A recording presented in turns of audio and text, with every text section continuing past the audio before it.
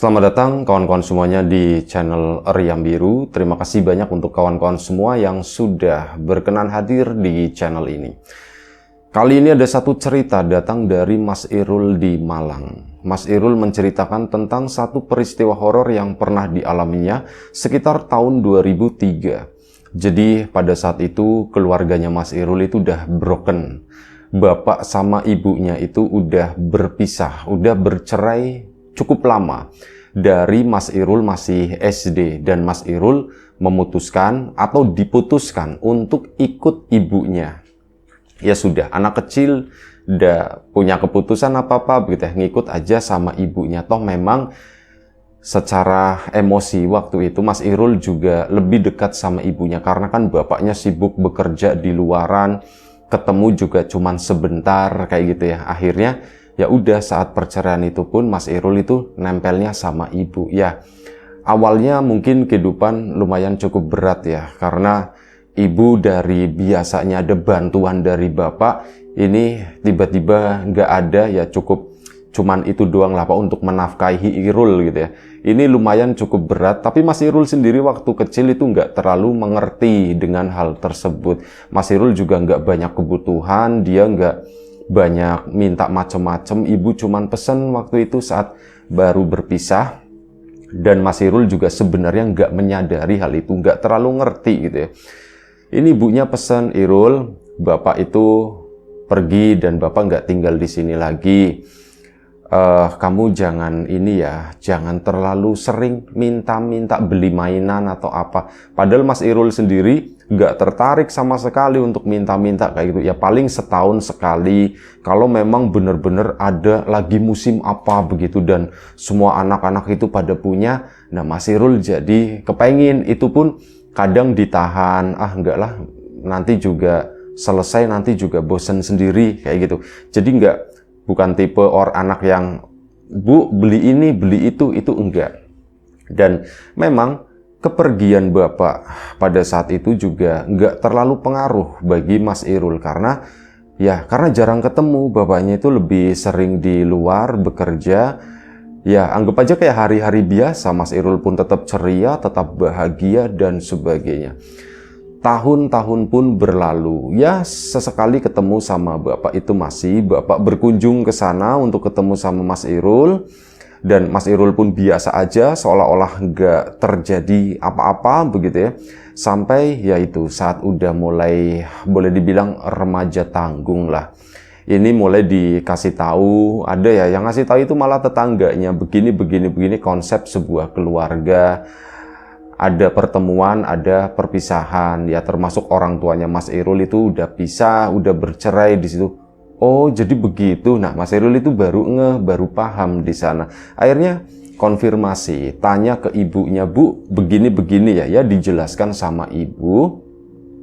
Hal itu pun nggak masalah gitu ya. Jadi, oh ya sudah, nggak apa-apa. Yang penting kan bapak masih sering kesini, terus ibu juga masih ada kayak gitu kan, sama aja pikirnya Mas Irul. Udah, kehidupan pun dijalani seperti sebelum-sebelumnya. Normal-normal aja, nggak ada masalah. Sampai pada suatu hari, di saat Mas Irul itu udah sekolah SMA, dia itu ya rasa penasaran dan sebagainya, rasa berpetualangnya itu kan mulai tumbuh. Dan waktu itu ada keinginan, aku itu dari dulu nggak pernah yang namanya nginep di tempat bapak gitu, itu nggak pernah. Memang pernah main gitu, jadi bapaknya itu punya rumah sendiri, pernah main ke sana tapi nanti pulang. Nah waktu itu ngomong sama ibunya, Bu, aku pengen nginep di tempat bapak, boleh enggak, kata si Mas Irul. Ya boleh, kata ibunya, enggak apa-apa, sana.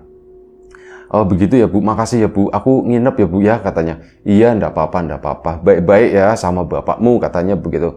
Iya Bu. Akhirnya Mas Irul pun ya pertama ngabarin bapaknya, nggak langsung ke situ. Jadi sepulang sekolah, entah hari apa, itu ngomong sama bapak, Pak, aku mau nginep di sini boleh enggak Pak? Ya boleh, katanya. Ya udah nginep di sini aja, kata si bapak. Tapi nggak sekarang Pak, lah terus kapan? Waktu itu ya nanti Pak, malam minggu, katanya ya, biar besoknya itu nggak sekolah gitu ya. Ya wes, sekarang pulang dulu kata si bapak sana, nanti ibumu nyariin. Ya, yang ditangkap oleh Mas Irul itu sebenarnya antara bapak dan ibu itu masih saling menghormati, masih saling menghargai, terutama di depan anak-anak begitu ya. Jadi kayak gitu, sana nanti ibumu nyariin gitu. Oh iya, nanti ibu nyariin ya. Aku ini, ayo aku pulang. Akhirnya pulang. Yang penting udah ngabarin. Sampai tibalah waktunya malam minggu. Jadi dari sekitar jam setengah 7 malam itu udah ngomong sama, udah pamitan dari rumah gitu ya, berangkat dan tibalah di rumah bapaknya. Ya masih satu kota gitu. Nah, tinggal di situ disambut sama bapaknya, begitu sampai, terus langsung digiring ke sebuah kamar di sana. Rumah bapak memang nggak terlalu besar, tapi nggak terlalu kecil juga. Jadi rumah ukuran sedang lah. Ada 4 kamar di situ. Dan bapak itu semenjak bercerai itu belum menikah lagi. Dengar-dengar sih pernah menikah sekali, tapi begitu cerai lagi. Jadi kondisi bapak sekarang itu sendirian gitu di rumah tersebut, itu memang benar-benar ya tinggal sendiri, ngurus sendiri dan sebagainya. Mas Irul pun ya lumayan cukup tenang karena udah ada orang lain, udah ada yang namanya ibu tiri atau apa. Udah kan digiring ke sebuah kamar. Irul, nanti kamu tidurnya di sini kata si bapak. Ini kamarnya udah bapak beresin. Iya pak katanya. Cuman sebenarnya Mas Irul entah nggak terlalu suka dengan kamar tersebut karena menurut Mas Irul posisinya tuh nggak enak gitu ya. Aku itu pengen kamar yang ya paling depan atau gimana gitu. Bapak sendiri itu menempati satu kamar tapi bukan yang paling depan. Kamar depan itu kecil, sementara kamar yang ditempatin Mas Irul itu lumayan cukup besar dan di situ fasilitasnya tuh lumayan lengkap. Ada ranjang yang nggak terlalu tinggi dari kayu, ada kasurnya, spraynya pun baru, sepertinya baru diganti gitu ya, rapi kondisinya. Ada meja kecil, ada ini loh, tape recorder gitu ya, ada tape musik, alat musik itu, yang sekarang sudah makin susah ditemui gitu, yang pakai kaset. Itu, wah ada beginian gitu, pikirnya Mas Irul. Bagus banget, ada lemari juga, pokoknya lengkap. Lantainya tuh keramik bersih. Beda dengan rumahnya Mas Irul yang sama ibunya. Kalau rumah sama ibunya itu ya rumahnya layak huni begitu ya, nyaman, cuman apa, agak sedikit berantakan, agak sedikit lumayan kotor. Ini beda banget. Oh mungkin karena aku memang mau kesini makanya diberes-beresin sama bapak. Lantainya pun nggak licin kayak habis dipel gitu ya. Wah enak banget kamar di sini. Cuman nggak tahu, aku merasa engap di kamar ini. Posisi kamarnya itu di tengah gitu ya. Sementara Mas Irul di rumahnya sendiri tinggal sama ibunya. Kamar itu di depan dan ada akses jendela di sana. Langsung bus gitu kan, angin dari luar itu bisa sirkulasi di situ. Sementara ini di kamar yang tengah ini itu rasanya nggak nyaman. Bagian belakangnya nggak ada jendela, jendelanya malah ngadepnya ke ruang tengah juga. Lah gak enak, pengap ya. Akhirnya apa? Udahlah, ngobrol-ngobrol dulu sama bapak dan ya ngobrol ke sana kemari. Ini masalah kamar gampang lah pikirnya Mas Irul. Akhirnya sudah sekitar hampir jam 12 malam bapaknya pun ngomong sama Mas Irul, "Rul, bapak udah ngantuk," katanya. "Kamu masih mau ngobrol enggak?" "Ya aku sih sebenarnya masih pak, pengen ngobrol pak, tapi kalau bapak udah ngantuk, udah capek, ya bapak istirahat aja," katanya begitu. "Kamu enggak apa-apa gitu, atau kita mau ini ngobrolnya di teras ya, atau kita mau pindah ke tengah aja." "Ya udah pak, bapak istirahat aja, nanti kan kapan-kapan aku bisa nginep di sini lagi pak," gitu. "Oh ya sudah, ya wes bapak masuk dulu ya, nanti kalau misal kamu mau tidur pintunya dikunci, jangan lupa," kata si bapak. Bapaknya pun masuk ke sana, ke kamarnya sendiri. Mas Irul pun mungkin udah jam setengah 1 atau gimana, udah lumayan cukup lama sendirian di teras tersebut. Dia itu sebenarnya merasa agak sedikit aneh, bukan aneh ya, ada rasa takut saat duduk di teras tersebut sendirian. Ya memang sepi banget, nggak ada siapapun gitu kan. Ini iya aku kok agak-agak gimana gitu ya. Udah masuk aja. Akhirnya masuklah. Tujuannya Mas Irul masuk itu menuju ke kamarnya yang pengap tersebut di tengah. Tapi entah kenapa saat lewat di depan kamar depan, kakinya itu terhenti di sana. Set. Aku kok bawaannya pengen masuk ke kamar ini ya, ke kamar depan ini ya. Bingung dia antara buka enggak ya. Akhirnya apa? Dibukalah kamar tersebut. Jegrek gitu kan. Oh, enggak dikunci. Begitu dibuka, kamar itu pun rapi sama. Bahkan apa?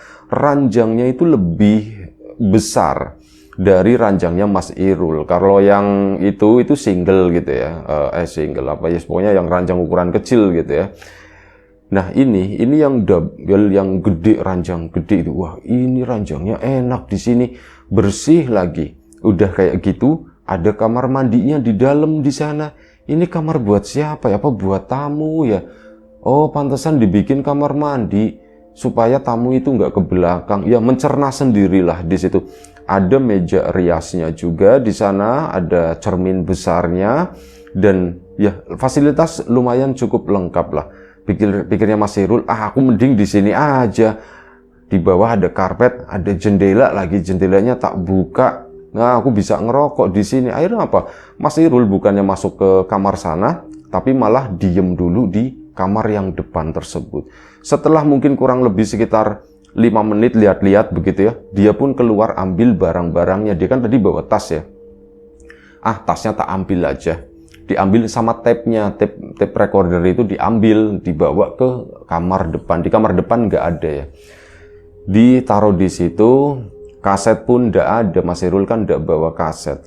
Ya sudah, akhirnya dia nyari-nyari gitu, ada kaset-kaset bapaknya gitu, tidak tahulah kaset apaan itu, diputerlah. Cuman ya begitu, aku nggak suka sama lagunya, ganti radio, yang penting ada suara.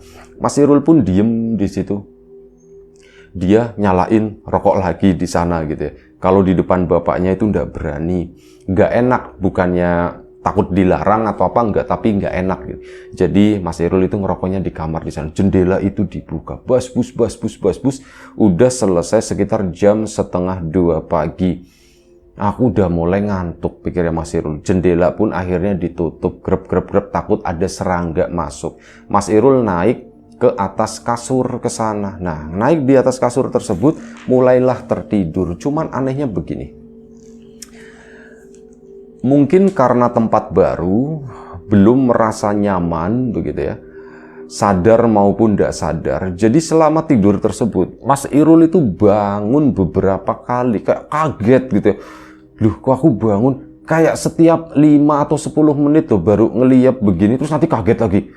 Kaget, terus ada rasa takut begitu ya, padahal nggak ada apa-apa di situ.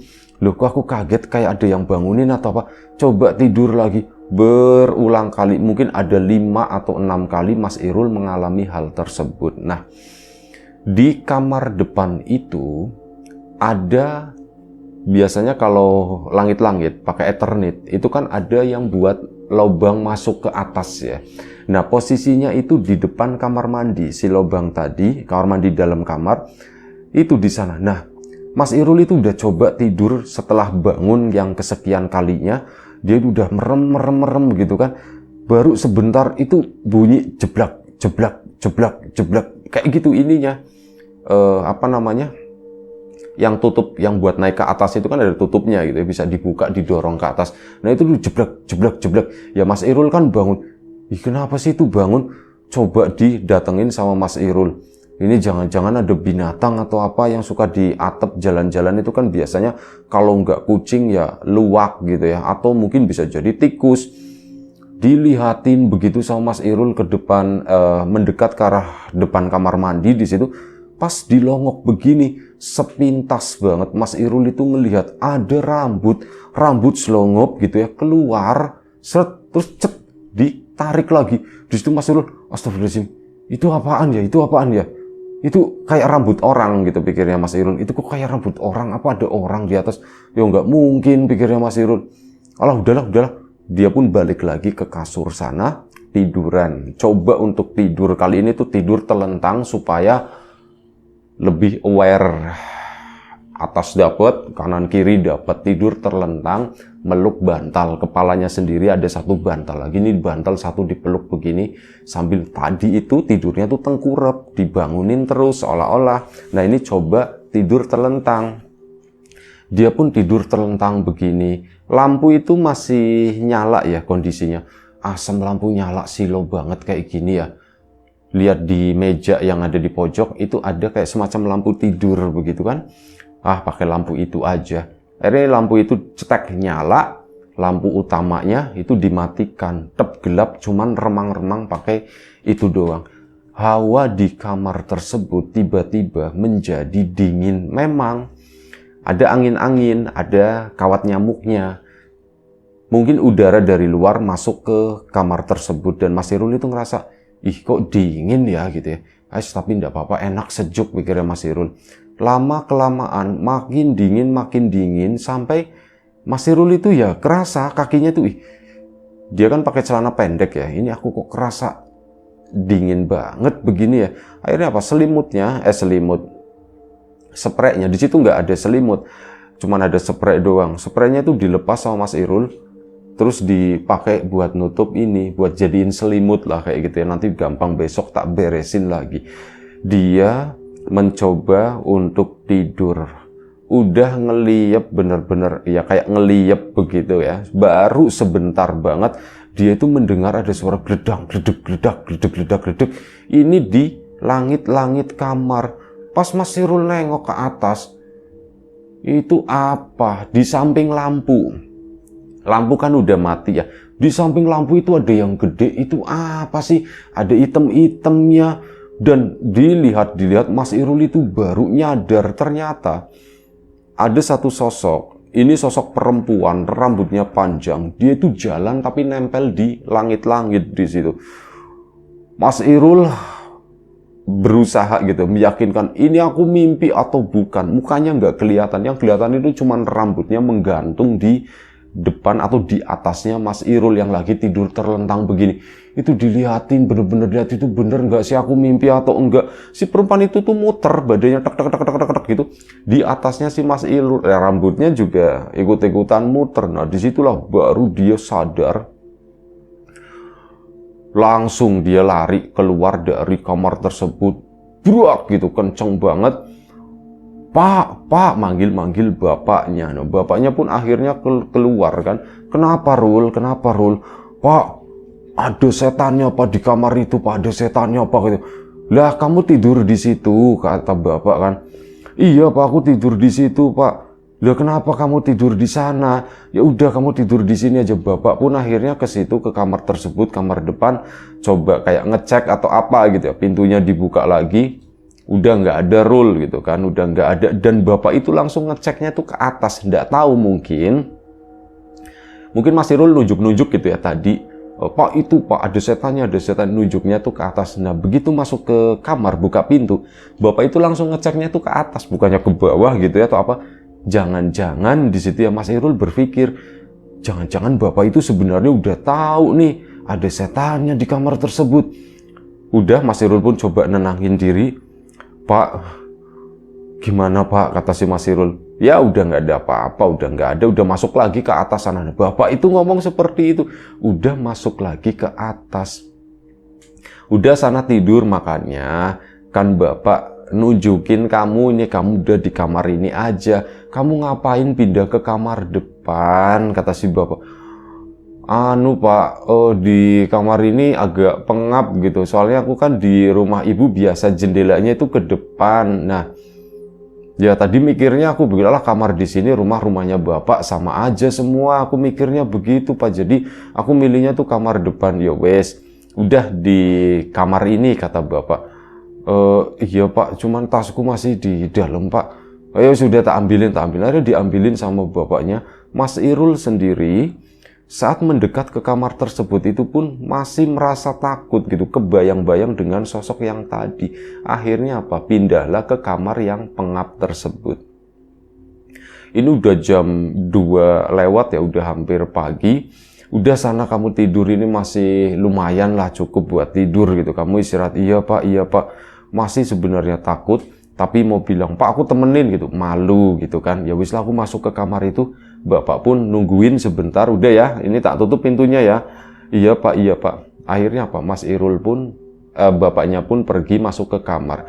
Mas Irul di situ masih dicelingak-celinguk, masih mikirin, engap ya, jendela yang ngadep ke ruang tengah. tak buka aja deh biar ada sirkulasi. Akhirnya dibukalah jendela tersebut. Mas Irul balik tidurnya itu tengkurap, kepala miring, muka ngadep ke arah jendela. Jendela yang ngadep ke ruang tengah tersebut.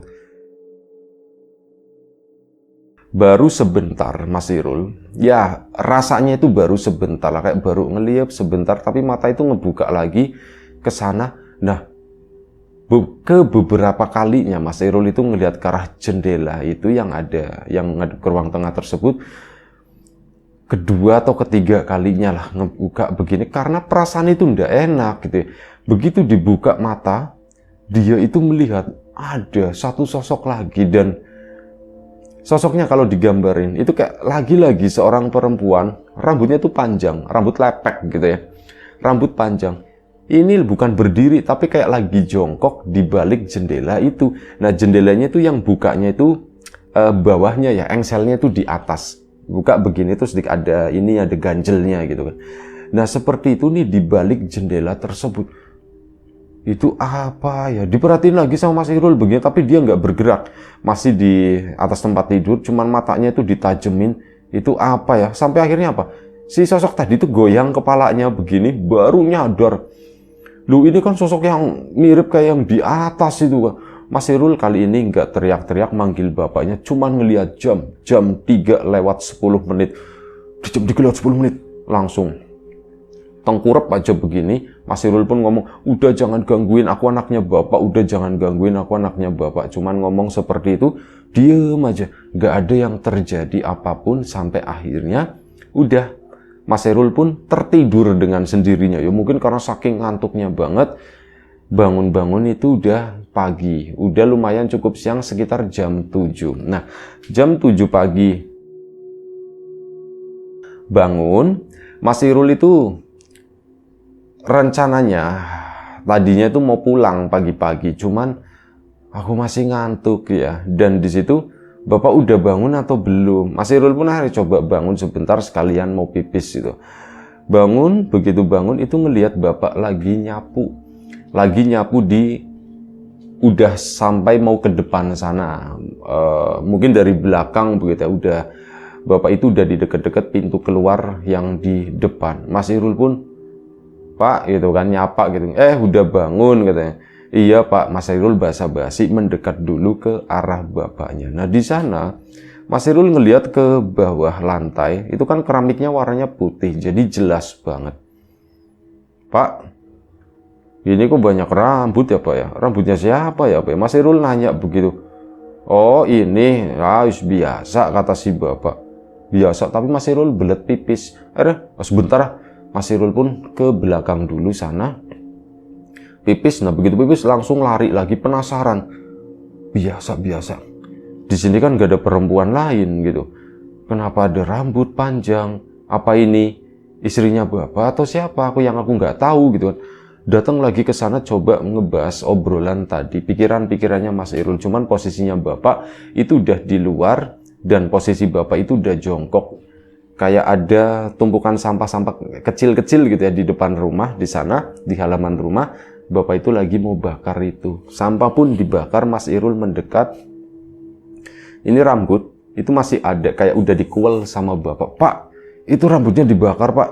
Ya iyalah dibakar, nggak dibakar buat apaan? Pak, itu rambutnya kayaknya panjang-panjang Pak, rambutku pendek. Rambut bapak juga nggak mungkin, bapak itu kan botak gitu kan, kata si itu. Bagaimana mungkin pada rambut panjang? Apa ini bapak udah punya istri lagi Pak? Katanya hanya begitu sih Mas Irulnya.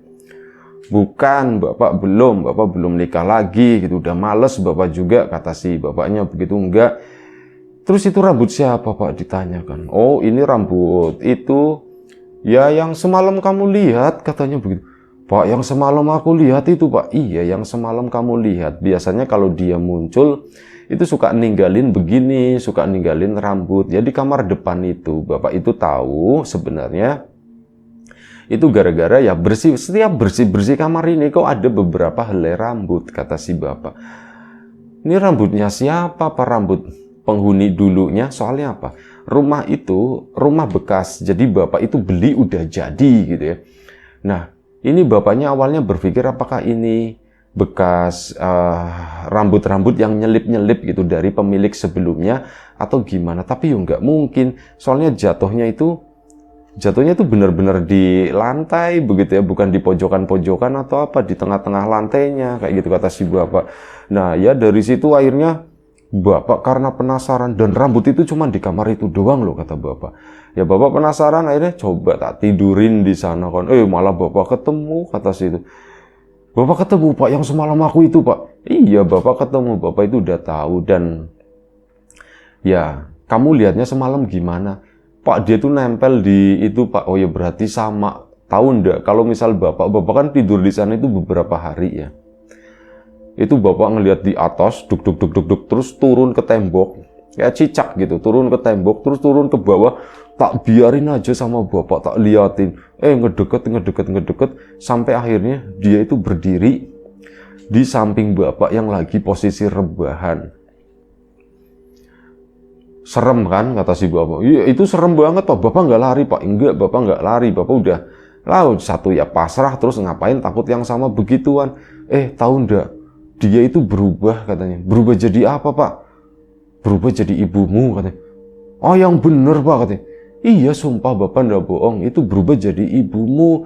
Makanya bapak bingung, maksudnya apa sih kok kayak gini-gini gitu kan. Nah di situ bapak mulai nggak suka, bapak mulai marah. Janganlah, ndak usah yang kayak gini-gini, ndak usah niru-niruin. Akhirnya apa, bapak pun udah bapak keluar dari kamar tersebut. Ya kayak gitu, kadang suka ke sana, dia tuh jalan ke belakang, dia tuh jalannya sebenarnya ngerangkak katanya gitu. Oh jalannya ngerangkak pak, semalam itu pak aku ngeliat lagi dia tuh jongkok di depan jendela. Ya begitu, kalau misal ada orang baru mungkin penasaran atau apa, dia tuh suka seperti itu, suka ya kayak kamu gitu, didatengin, diliatin. Tapi jahat enggak sih pak sebenarnya gitu.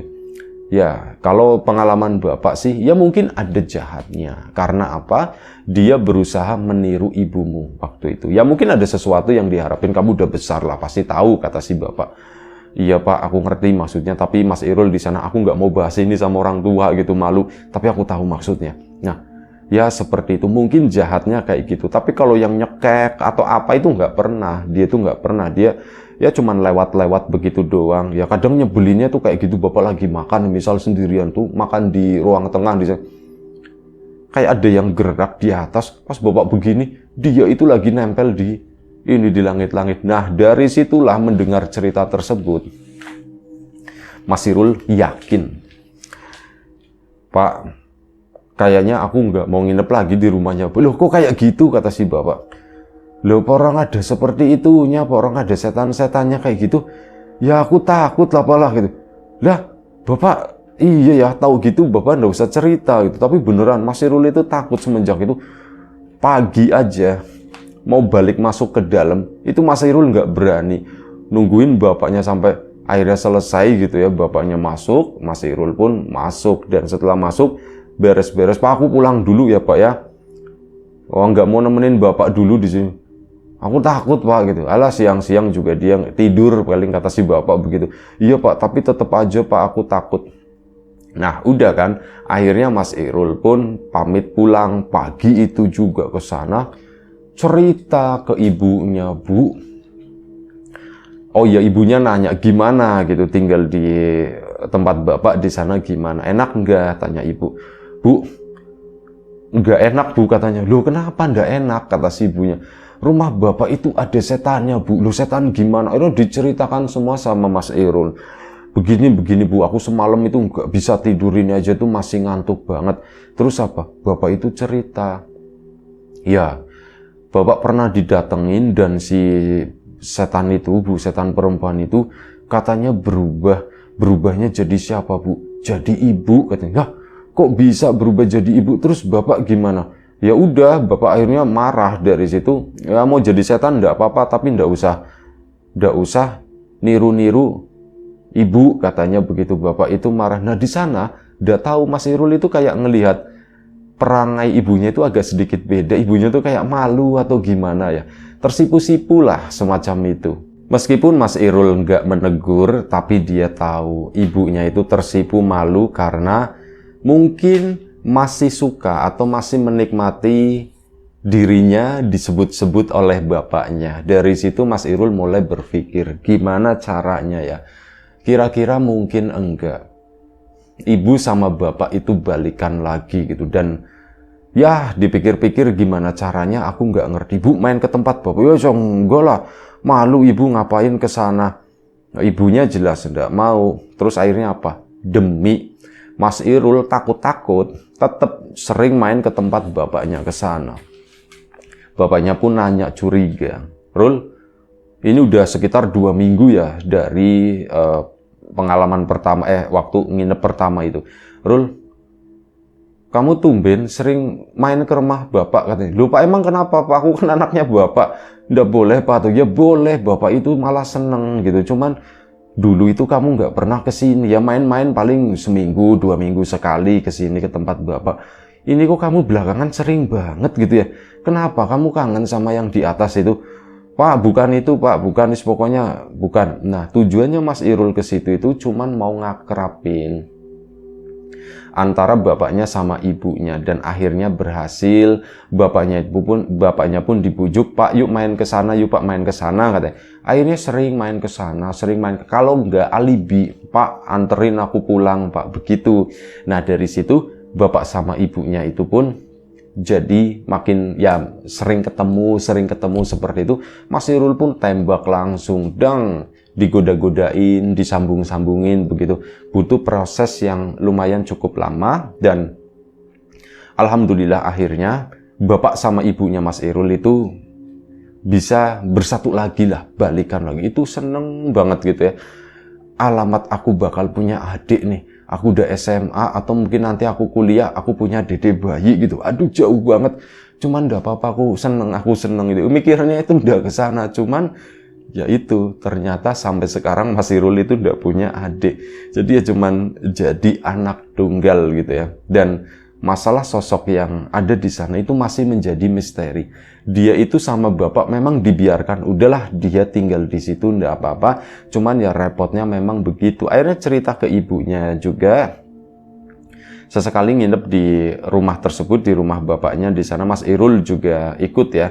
Nah ya beberapa kali Mas Irul itu masih melihat si sosok perempuan tadi. Cuman seingatnya Mas Irul, si sosok perempuan yang merayap-rayap di atas itu, dia itu kayak makin bergeser, makin keluar. Tadinya terlihat di kamar, terus sering terlihat di ruang tengah sampai belakang sana. Kemudian sering muncul di ruang tamu, terus pindah ke teras. Saat ke teras itu, setelah dari teras itu pindah ke pohon mangga yang ada di depan rumah di sana. Pokoknya sering munculnya itu di situ, sampai beberapa warga itu juga mengaku katanya melihat penampakan si sosok perempuan tadi. Dan makin lama itu menghilang. Pokoknya terakhir Mas Irul sama bapaknya itu pulang malam ya. Ibu tuh di rumah yang satunya. Ini Mas Irul sama bapak pulang malam sekitar jam 11. Ada sesuatu yang mau diambil sama bapak di rumah tersebut. Nah bapak sama Mas Irul ngelihat si perempuan itu berdiri di ini loh, di wuwungan rumah di ujung di sana. Itu cuman diem begini aja, kasihan, mukanya itu nggak kelihatan.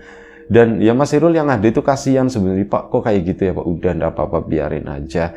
Itu ya hidup dia, urusan dia, kata si Loh Pak, itu bukannya udah mati? Las, Bapak nggak ngerti istilahnya apa gitu ya. Yang namanya mati kan ya cuman jasad, kata Bapak. Cuman yang begitu-begitu nggak tahulah, Bapak juga nggak ngerti, tapi biarin aja di situ.